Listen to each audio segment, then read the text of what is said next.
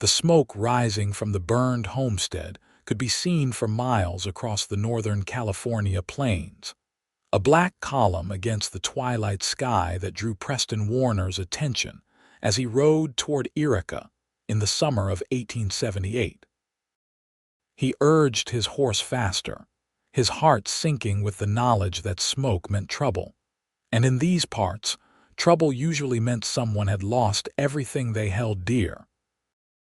The closer he got, the more his stomach twisted, and when he finally arrived at what had once been a small ranch, he found the buildings reduced to charred timber and ash, the acrid smell of destruction thick in the air. Preston dismounted quickly, his boots hitting the dusty ground as his eyes scanned the devastation. The main house was nothing but a skeleton of blackened beams. The barn had collapsed entirely, and the fencing lay in splintered ruins. He was about to remount and ride for help when he heard it, a soft sound that could have been the wind but carried something distinctly human. Following the noise, he moved toward what remained of a root cellar, its door hanging at an angle. "Hello." He called out, his hand instinctively moving to the revolver at his hip, though he hoped he would not need it. "Is someone there?" The sound came again, louder this time, unmistakably a woman's voice, weak and frightened. Preston pulled the cellar door open wider, letting the fading daylight spill into the darkness below. At the bottom of the crude stairs, pressed into the corner and covered in soot and dirt, sat a young woman in what had once been a wedding dress. The white fabric was now gray with ash, torn in several places and stained with blood from cuts on her arms and face. "Please," she whispered, her voice hoarse from smoke. "Please help me." Preston descended the stairs without hesitation, crouching beside her. She flinched at his approach, but her blue eyes held more desperation than fear. He could see she was shaking, whether from shock, cold, or terror he could not tell. "I am not going to hurt you," he said gently, keeping his voice calm and steady. "My name is Preston Warner. I am going to get you out of here." She nodded weakly, and he carefully helped her to her feet. She swayed, and he caught her before she could fall, supporting her weight as they climbed out of the cellar. Once outside, he guided her away from the ruins to where his horse waited. The woman looked back at the destroyed homestead, and tears began streaming down her soot-stained cheeks. "They are all gone," she said, her voice breaking. "Everyone. My husband, his family, the ranch hands. We were having the wedding celebration when they came, outlaws looking for money. When they did not find enough, they started shooting. I ran, hid in the cellar. I could hear everything." She covered her face with her hands, her whole body shaking with sobs. "I could hear the screaming, the gunshots, and then nothing but fire." Preston felt a surge of anger at the senseless violence, but he pushed it down, focusing on the woman before him. She needed help, not rage. "What is your name?" he asked softly. "Bridget," she answered, lowering her hands. "Bridget Lawson." Well, it was supposed to be Bridget Morrison as of this morning, but her voice trailed off and fresh tears fell. "Miss Lawson," Preston said, "we need to get you to town, to the doctor. You are hurt and you need proper care." She looked at him with those haunted blue eyes, and what she said next would stay with him forever. "You are my only hope now. Everyone I knew, everyone who cared about me, they are all gone. I have nothing left, no family, no home, no future. You are my only hope now." The weight of those words settled on Preston's shoulders like a physical thing.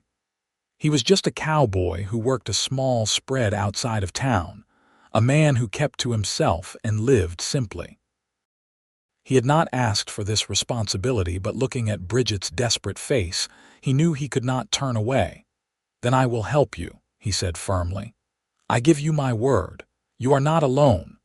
He removed his jacket and draped it around her shoulders, then lifted her onto his horse. She was light, too light, and he wondered when she had last eaten. Mounting behind her, he kept one arm around her waist to steady her as they began the ride into Eureka. She leaned back against him, exhausted, and he could feel her trembling. The ride took nearly an hour in the gathering darkness. Preston kept his horse at a careful pace, not wanting to jostle Bridget more than necessary. She drifted in and out of awareness, sometimes muttering incoherently, other times perfectly still. He worried about the smoke she had inhaled and the shock she had suffered. When they finally reached the outskirts of Eureka, the town's lights were a welcome sight. Eureka was not a large town, but it had the essentials, including a doctor whose office sat above the general store on Main Street. Preston rode directly there, calling out for help as he dismounted. Doc Patterson, a gray-haired man with kind eyes and steady hands, emerged from his door, taking one look at Bridget and ushering them inside immediately. "What happened?" the doctor asked as Preston carried Bridget up the stairs to the examination room. "Fire at the Morrison Ranch. Outlaws attacked during a wedding. She is the only survivor as far as I can tell." Doc Patterson's expression darkened. "The Morrison place. Good Lord. Set her down here gently now." Preston laid Bridget on the examination table, and she grasped his hand suddenly, her eyes flying open. "Do not leave me," she pleaded. "Please do not leave me alone." "I will be right outside the door," he assured her. "Doc Patterson needs to examine you, but I promise I am not going anywhere." She reluctantly released his hand, and Preston stepped out into the hallway, pacing as he waited. Through the door, he could hear the doctor's gentle voice asking questions and Bridget's quiet responses. It seemed to take forever, but eventually, Doc Patterson emerged, wiping his hands on a cloth. "She will recover physically," he said. "Cuts and bruises, smoke inhalation, but nothing life-threatening. The real damage is what she has been through mentally. She has lost everything in the most violent way possible. She is going to need time, support, and a safe place to heal." Preston nodded. "I told her I would help her. I meant it." The doctor studied him for a moment. "That is a big commitment, son. Do you know what you are taking on?" "No," Preston admitted honestly. "But I know I cannot leave her with nothing. Nobody deserves that. You are a good man, Preston Warner." Doc Patterson clapped him on the shoulder. "She can stay here tonight. I have given her something to help her sleep.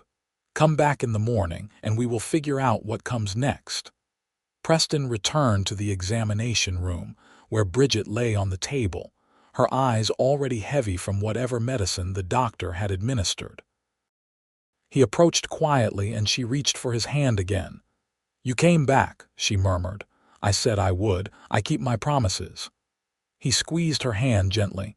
"You are safe now. Rest." "Thank you," she whispered, and then her eyes closed, her breathing evening out into sleep.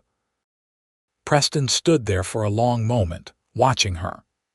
In the lamplight, cleaned of most of the soot, she was beautiful, though that beauty was marred by the cuts and forming bruises. Her dark blonde hair was matted and singed in places, and her hands, even in sleep, clenched as if ready to fight or flee. He wondered what kind of strength it had taken for her to survive what she had survived, to hide while everyone she knew died around her. Finally, he left the doctor's office and walked to the sheriff's station. Sheriff Coleman was a veteran lawman, tough but fair, and he listened grimly as Preston recounted what he had found at the Morrison Ranch. By the time Preston finished, the sheriff was already gathering a posse. "We will ride out at first light," Coleman said. "See if we can pick up their trail, though with this much time passed, it will be cold. Morrison was a good man, did not deserve this. None of them did." Preston agreed, then made his way to the boarding house where he sometimes stayed when in town. The proprietor, Mrs. Henderson, was a widow who ran a clean, respectable establishment. He paid for a room and collapsed onto the bed, but sleep did not come easily. Every time he closed his eyes, he saw Bridget's face, heard her saying, "You are my only hope now." Morning came too soon. Preston washed, changed into clean clothes, and headed back to Doc Patterson's office. The doctor was already up, brewing coffee in his small kitchen. "She woke about an hour ago," he said, pouring Preston a cup. "Still very shaken, but more alert. I told her you would be back." Preston climbed the stairs and knocked softly on the examination room door. "Miss Lawson, it is Preston Warner. May I come in?" "Yes," came her voice, stronger than the night before. He entered to find her sitting up, wrapped in a blanket. Someone, probably the doc's wife, had helped her clean up and provided a simple dress to replace the ruined wedding gown. Her hair was braided loosely over one shoulder, and the cuts on her face had been properly bandaged. She looked fragile but determined. "How are you feeling?" Preston asked, taking a chair beside the bed. "Like I am in a nightmare I cannot wake from," she answered honestly, "but physically better. The doctor says I was fortunate, all things considered." Preston did not think there was anything fortunate about what had happened to her, but he understood what the doctor meant. "The sheriff is riding out this morning to investigate. Do you remember anything about the men who attacked? Anything that might help identify them?" Bridget's face went pale, but she nodded. "There were 5 of them. The leader had a scar running down his left cheek, and he wore a black hat with a silver band. He was the one who shot my husband first, right there at the table where we were cutting the wedding cake. Then everything became chaos. People running, screaming. I saw Morrison's father try to fight back, but they shot him too. I ran when I could, found the cellar, pulled the door shut behind me. I could hear them ransacking the house, yelling about where the money was hidden. Then the shooting stopped, but I could hear them moving around, breaking things. After a while, I smelled smoke. I tried to get out, but the door was jammed.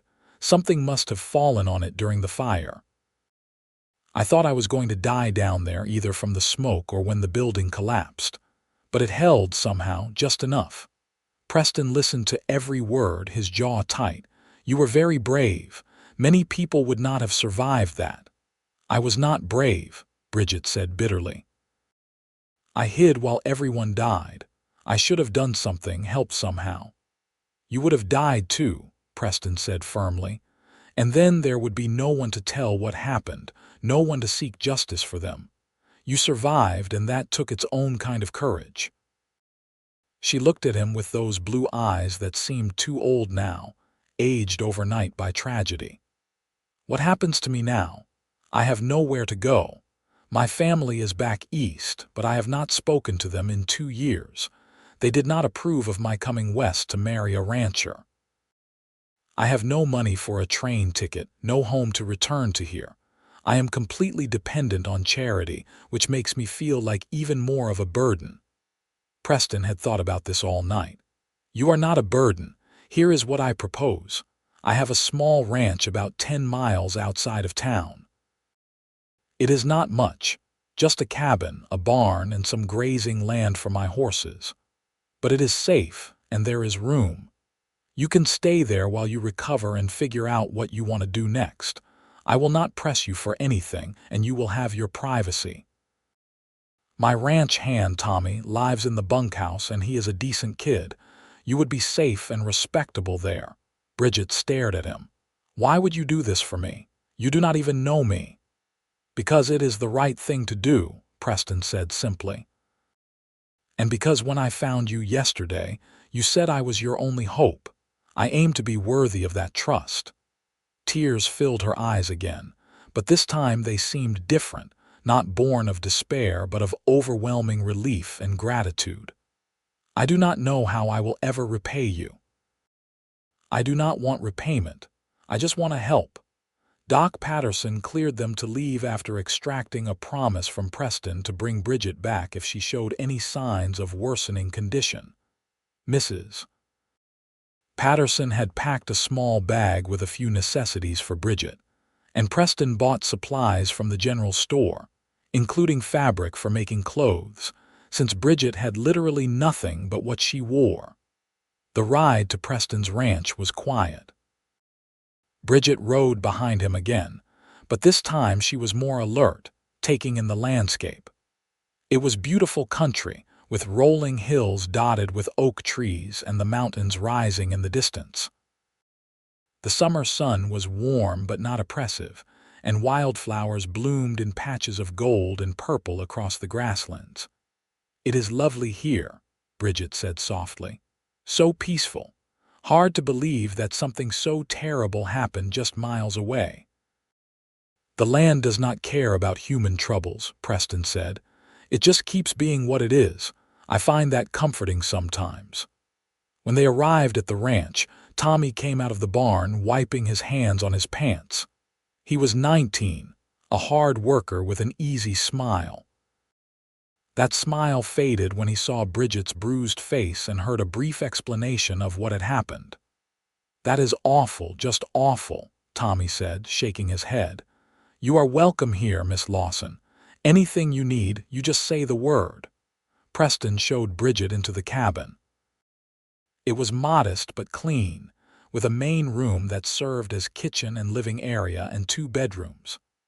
Preston gave her the larger of the 2, which had a real bed frame and mattress, a washstand, and a small wardrobe. "I know it is not fancy," he said, suddenly seeing his home through her eyes and finding it wanting. "It is wonderful," Bridget said, and she sounded like she meant it.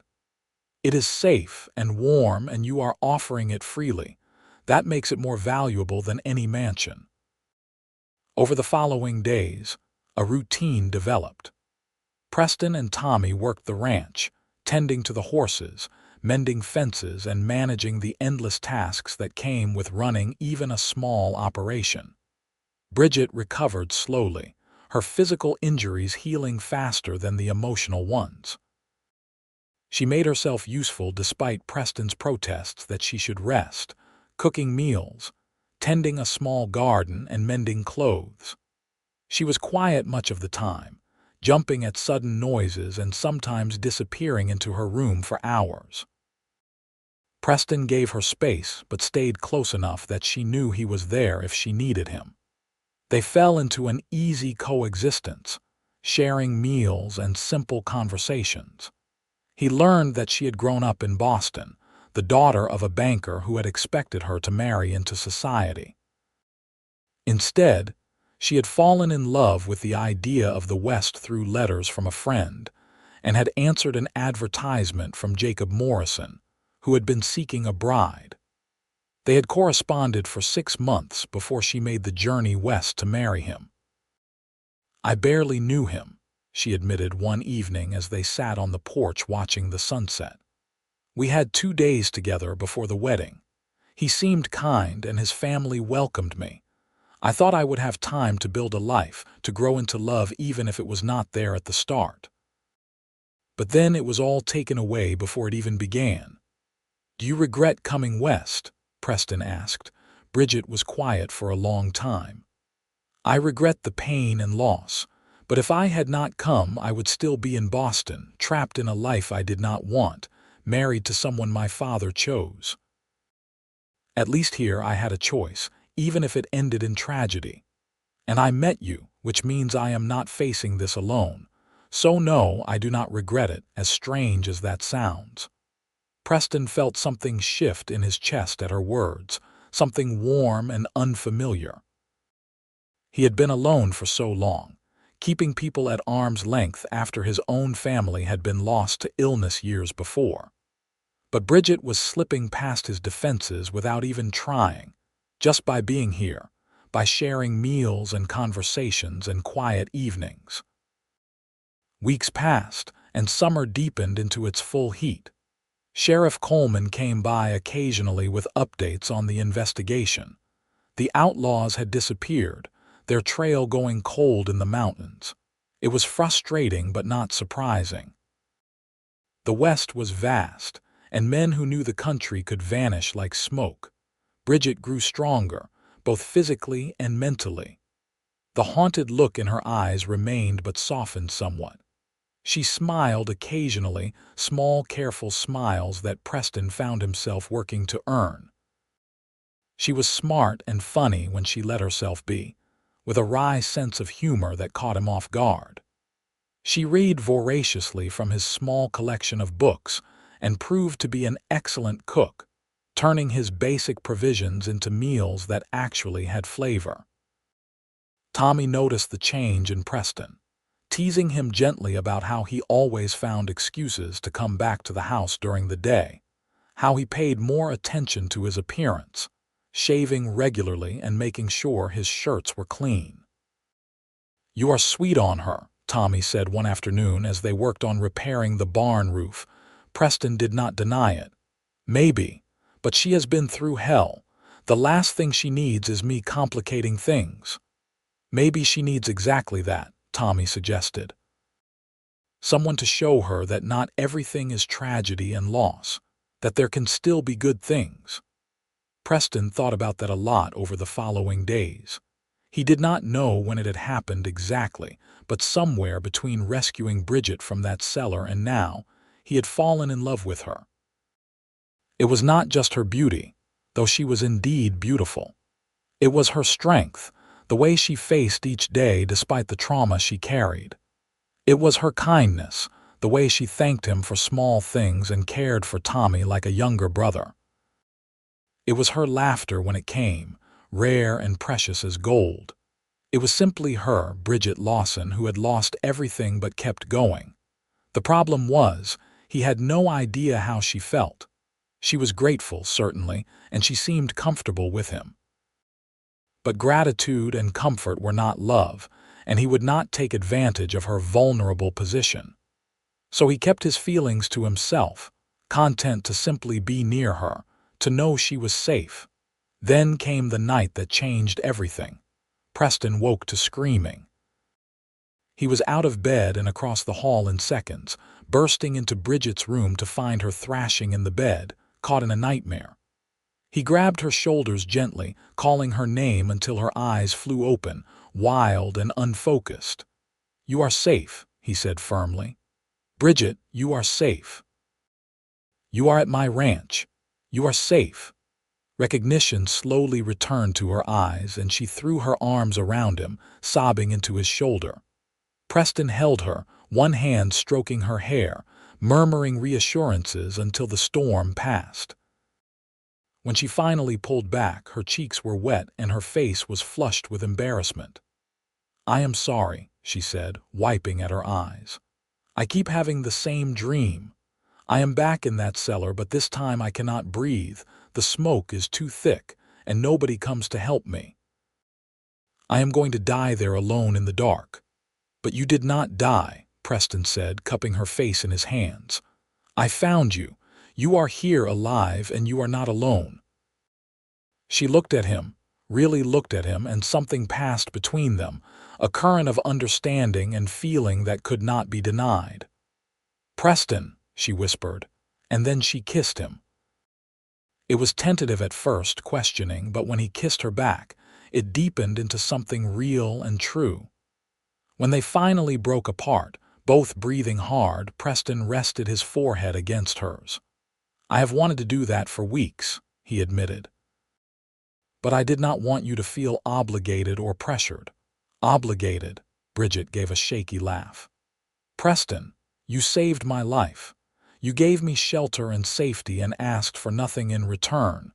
You have been patient and kind and good. I do not feel obligated. I feel grateful, yes, but more than that, I feel like I have found something I was not even looking for. I have found someone who sees me, really sees me, not as a bride or a burden but as myself.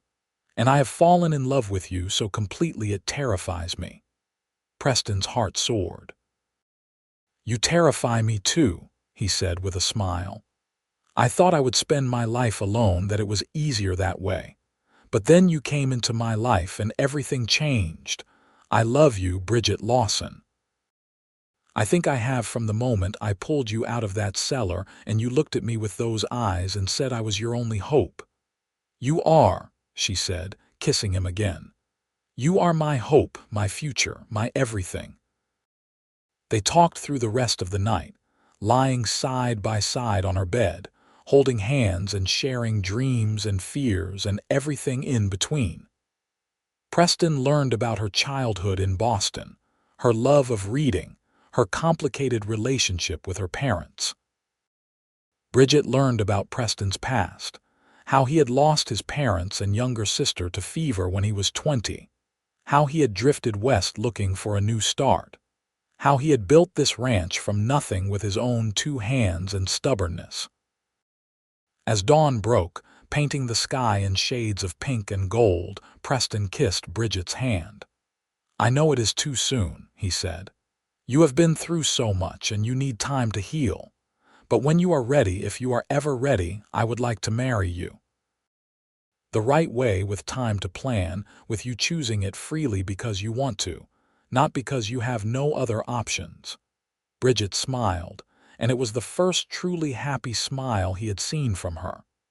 "Ask me again in 3 months.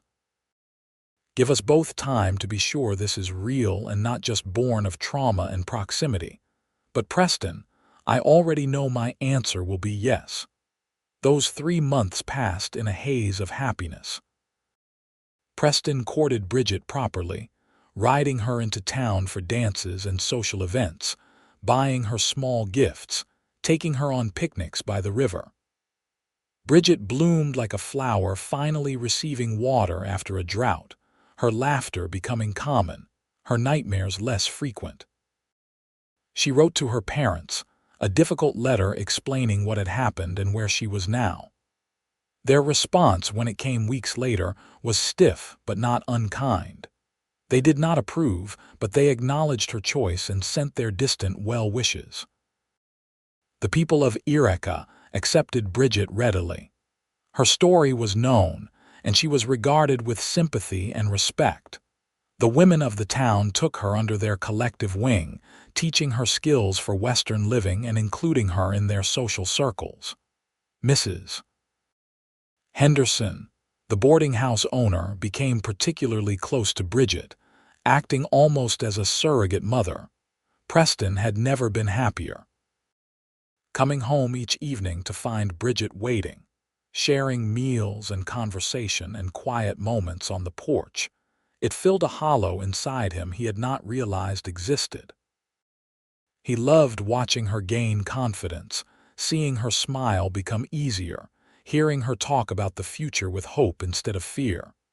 Tommy approved wholeheartedly of the match, telling Preston he had never seen him so content. "You were always wound tight," Tommy said. "Like you were just going through the motions of living.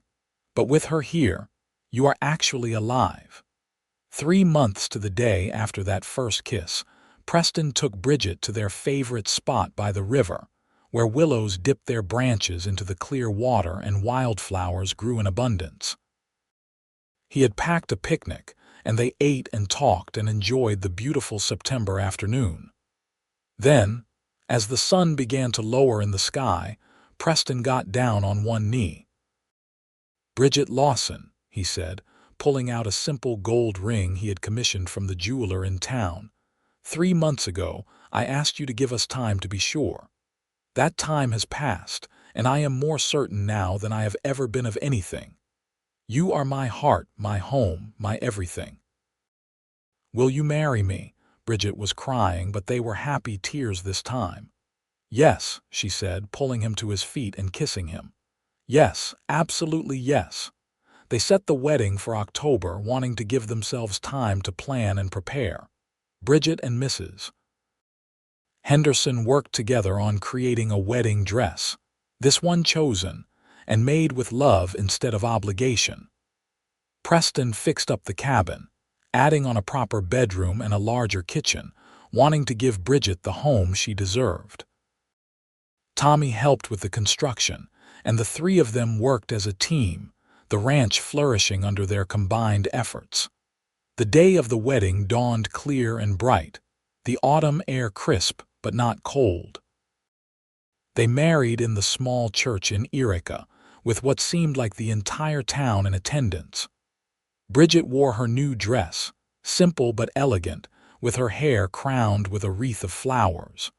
Preston wore his best suit, polished and nervous and utterly in love.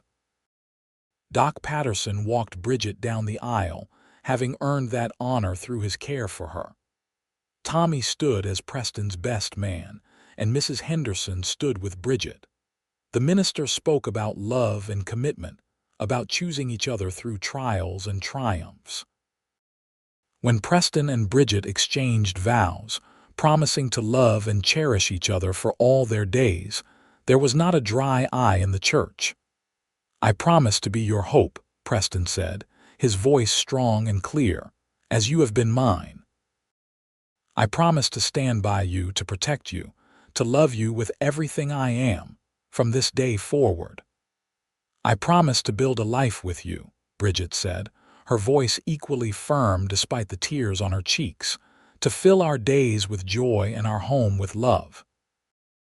I promise to see you, to know you, to choose you, every single day from this moment to my last breath."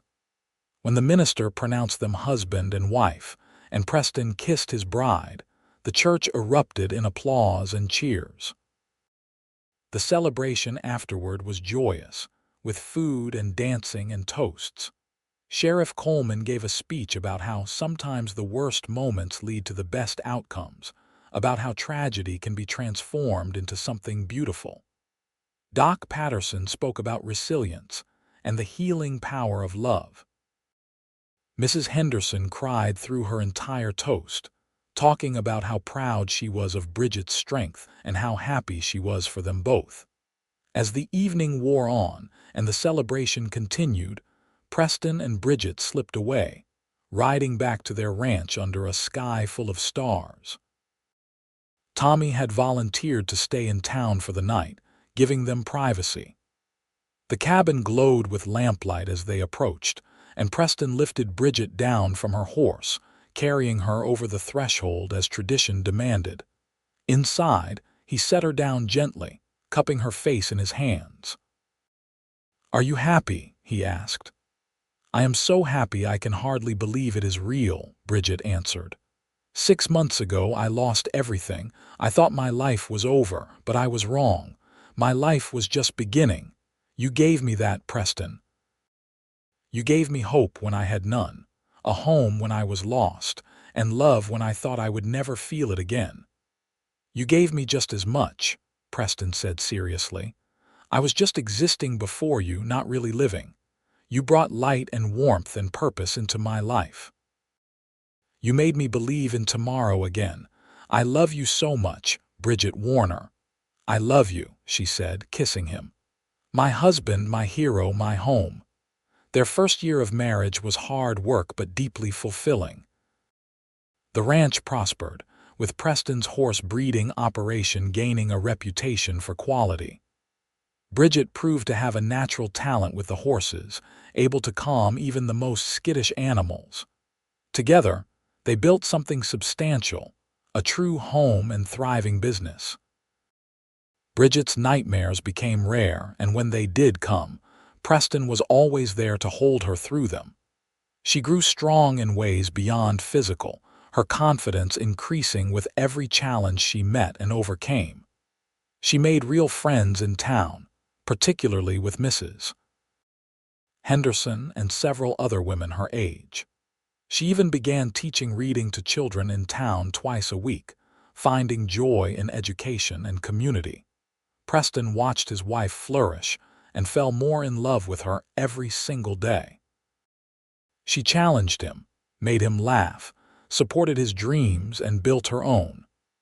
They talked about everything, from the mundane details of ranch life to philosophical discussions about the nature of happiness and purpose. They worked side by side during the day and fell into each other's arms at night, their physical relationship as strong and passionate as their emotional bond. In their second year of marriage, Bridget discovered she was pregnant. The news brought joy but also fear, memories of all she had lost making her anxious about this new beginning. Preston understood her feelings, holding her when she cried, reassuring her that this time would be different, that they would face whatever came together. Doc Patterson monitored her carefully through the pregnancy, and Mrs. Henderson fussed over her like a mother hen, making sure she rested and ate properly. Tommy, now a full partner in the ranch operation, took on extra work to lighten Preston's load so he could spend more time with Bridget. As her belly grew round with their child, Bridget seemed to glow from within. Her fears remained but were balanced by excitement and wonder. Preston loved watching her change, seeing the physical proof of the life they had created together. He talked to the baby every night, his hand on her stomach, telling stories and making promises. "I promise to protect you," he would say. "I promise to teach you everything I know and to love you with my whole heart. I promise that you will have a good life, full of love and safety and opportunity." Bridget would smile and run her fingers through his hair, her heart full to bursting with love for this man who had saved her, and then loved her so completely. Their son was born on a warm spring evening in 1880, arriving after a long but uncomplicated labor. Doc Patterson delivered the baby while Preston held Bridget's hand, coaching her through the pain. When the baby finally emerged, wailing lustily, and the doctor announced, "It is a boy," Preston felt tears stream down his face.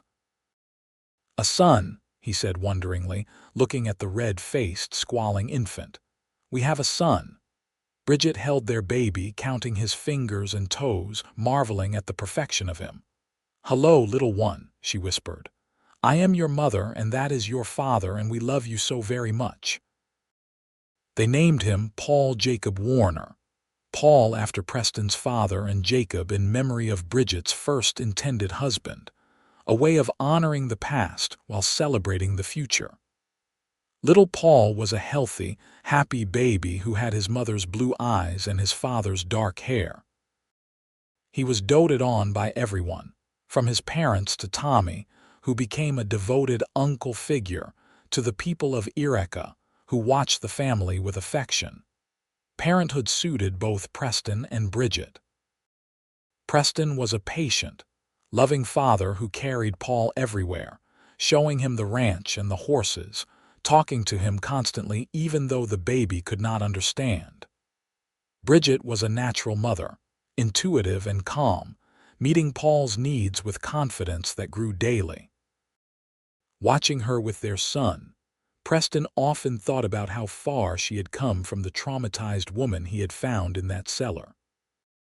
One evening, when Paul was 3 months old and sleeping peacefully in his cradle, Preston and Bridget sat on their porch watching the sunset, a habit that had sustained them through everything. "You ever think about that day?" Bridget asked quietly. "The day you found me?" "Sometimes," Preston admitted. "Do you?" "All the time," she said. "Not the terror of it, not anymore, or at least not as much, but the moment you opened that cellar door and light came in. The moment you reached for me and promised to help. That moment changed everything. You changed everything." "We changed each other," Preston said, taking her hand. "You saved me just as much as I saved you, Bridget. You taught me to live again, to hope again, to believe that happiness was possible. We have built something beautiful, have we not?" Bridget said, looking around at the ranch, at the sturdy cabin, at the sleeping baby inside. "From such a terrible beginning, we have created this life full of love and purpose." "We have," Preston agreed, "and it is only going to get better." He was right. Over the next few years, the ranch continued to grow and prosper. They built a larger barn, increased their herd, and hired 2 more ranch hands to help with the work. Preston's reputation as a horse breeder spread, and buyers came from as far as San Francisco to purchase his stock. Bridget's reading classes grew into a small schoolhouse that served children from surrounding ranches, with Bridget teaching 3 days a week. Paul grew into a bright, energetic boy who loved horses and the outdoors. He followed his father everywhere, learning ranch work from the time he could walk. He had his mother's kindness and his father's steady nature, and everyone who met him liked him immediately. When Paul was 3, Bridget became pregnant again. This time there was less fear and more pure joy. Their daughter arrived in early spring of 1884, a tiny thing with blonde hair and hazel eyes that seemed to see everything. They named her Rose Marie, and she was as different from her brother as night from day, quieter but equally stubborn, preferring books to horses but still loving the ranch life. The family of 4 fit together perfectly, each member complementing the others. Paul was protective of his little sister, and Rose adored her big brother. Preston and Bridget parented as a team, supporting each other through the challenges and celebrating the triumphs together. Tommy eventually married a girl from town, bringing his own bride to the ranch. Preston and Bridget helped them build a small house near the bunkhouse, and the ranch became truly a community, multiple families working together toward common goals. Tommy's wife, Sarah, became close friends with Bridget, and their children, when they came, grew up alongside Paul and Rose. Time passed, measured in seasons and harvests, in birthdays and holidays, in the steady accumulation of memories and moments. Bridget's nightmares faded almost entirely, appearing only rarely, and even then they lacked the power they once held. The ranch prospered beyond Preston's wildest dreams, becoming one of the most successful operations in Northern California. Preston and Bridget grew older together, their love deepening with every passing year. They still sat on the porch most evenings, watching sunsets and talking about everything and nothing. Preston still looked at his wife and marveled that she was his, that from such tragedy had come such joy. Bridget still thanked whatever fate had brought Preston to that burning ranch on that terrible day, had put her in the path of a man good enough to help a stranger and strong enough to love her through everything. On their 10th wedding anniversary, Preston gave Bridget a locket with pictures of their children inside. Bridget gave Preston a letter, pages and pages of words detailing every reason she loved him, every moment she was grateful for, every dream they had built together. "I could never fit it all into one letter," she said as he read, tears streaming down his face. "1,000 letters would not be enough to tell you what you mean to me, but I tried." Preston held her close, breathing in the familiar scent of her, feeling her heart beat against his. "You are my everything," he said, the same words he had said so many times over the years, words that never lost their truth or power. From that first moment to this one, to every moment yet to come, you are my everything.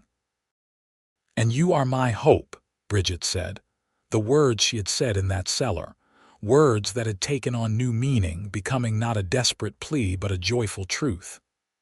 "You were my only hope then, and you are my greatest hope now, the promise of all our tomorrows."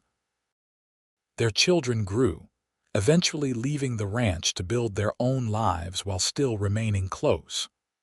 Paul became a rancher like his father, buying land adjacent to the family property and raising his own family there. Rose married a teacher and moved to Sacramento, but visited often with her husband and children. Preston and Bridget became grandparents, and then great-grandparents, their family tree spreading wide and strong. The ranch passed through generations, always remaining in family hands, always carrying the mark of the love that had founded it. People in Eureka told the story for decades, the tale of the cowboy who had sheltered a bride who lost everything, of how she had said he was her only hope, and how he had proved worthy of that trust, building with her a legacy that endured. Preston and Bridget lived long lives, rich in love and family and purpose. They died within months of each other in their 80s, having spent nearly 50 years as husband and wife. They were buried side by side on a hill overlooking the ranch, under the oak trees they had planted together in those early years. Their headstones were simple, bearing their names and dates, but also an inscription chosen by their children. From despair came hope, from hope came love, from love came everything. The ranch continued, generation after generation, but the house itself was maintained as it had been in Preston and Bridget's time, a testament to where it all began.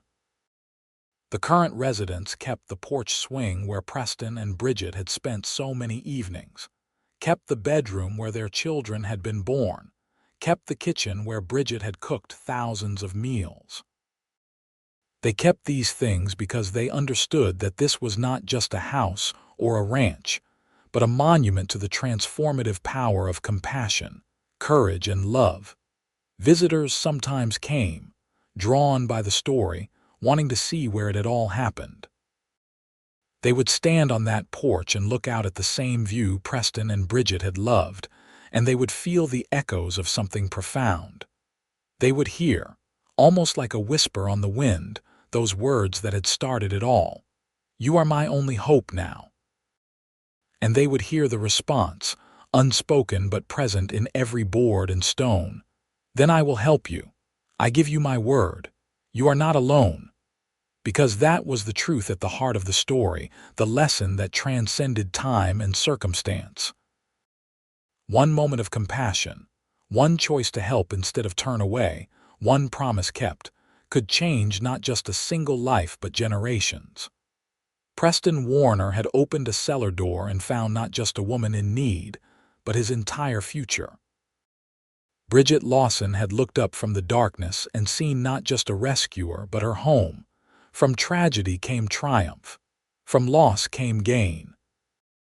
From that terrible day came a lifetime of love. And from that lifetime came a legacy that would endure as long as the hills themselves stood watch over the land they had loved. It was a testament to resilience, to the human capacity for healing, to the way love could grow in even the most broken places and transform everything it touched. And on quiet evenings, when the sunset painted the sky in shades of gold and rose, you could almost see them there, Preston and Bridget, sitting on their porch, holding hands, watching the day end and knowing that tomorrow would come, bringing with it all the promise and possibility that hope always provides. They had lost everything once and found everything in each other. And that, in the end, was the story worth telling, the truth worth remembering, the love worth celebrating for all the years to come. The ranch still stood, would always stand, as proof that from the ashes of destruction could rise something beautiful and enduring. That one man's choice to help, and one woman's courage to accept that help and build from it, could create ripples that touched countless lives. That love, real and true and hard-won, was the strongest foundation anyone could build upon. Preston and Bridget had known this, had lived it, and had passed it down through every generation that followed. Their story became legend, but more than that, it became truth, the kind that shaped lives and gave courage to those facing their own darkness, reminding them that hope was always possible, that help could come when least expected, and that love, when found, was worth every risk, every fear, every leap of faith required to claim it and hold it close forever.